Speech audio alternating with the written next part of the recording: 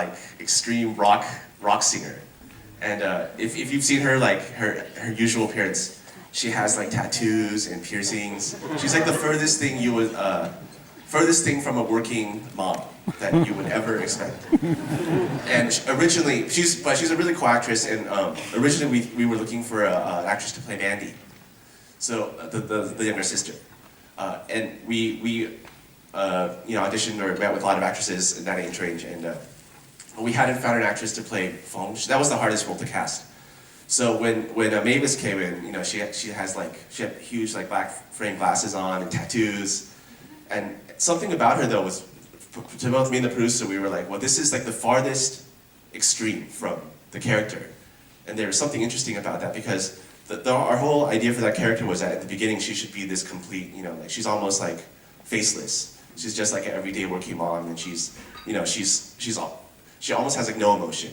And then we thought like Mavis, the actress, is this actress with like so much passion, and like clearly in her life, she's everything that's the opposite of what the Afon character was. So we thought, well, wouldn't it be interesting if we could do something where like we basically make her into this like totally flat character, but then at some point we watch her explode.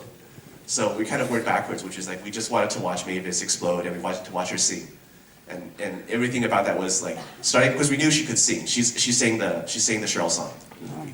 So the whole thing was to start and then go like backward and make her less and less like herself. So it was something. I guess it was a challenge, and then by the time we worked with her more and more, she really became like a mom, and it was kind of scary because on set, Mavis, the actress, is so different from the character she was playing that sometimes it was jarring to us because like even the way she looked, like not her physical appearance, but just like in her eyes when she was the mom and when she was herself was just so different. So yeah.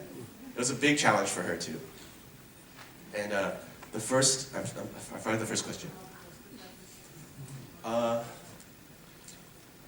Yeah, okay, so I'm not from Taipei, but I've been living there for a few years and making movies there. So, in some ways, I think it's easier to not be from there and to see things that are funny.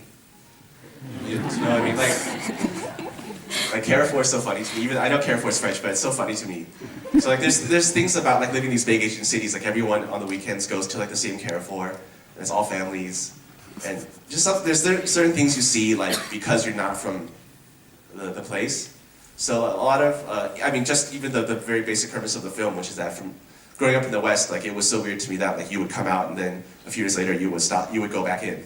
And so I guess a lot of the things in the story, just things that I observed that I think are either funny or absurd or touching, Like I think what is touching about Taiwanese society is that the family structure is really so important still. And so that was part of the movie, is to say, okay, well you have a guy who knows he's gay and yet like, he still loves his family.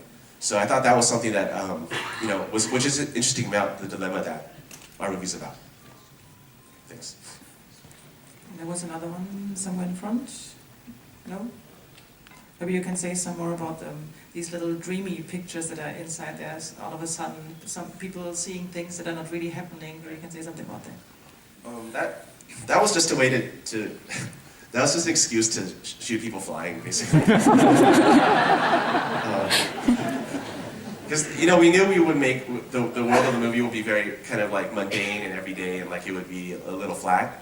So the idea was that, well, even in this flat world, people must have fantasies. Like he must have fantasies, she must have fantasies. Clearly, Mandy has fantasies. This Korean soap opera star. So the fantasies were just a way to show you what you're saying, what's inside. They might look like everyday people, but they have these maybe crazy fantasies in their head. Okay, since there seem to be no more questions, I would like to thank you all for staying here. Thank you very much for this movie.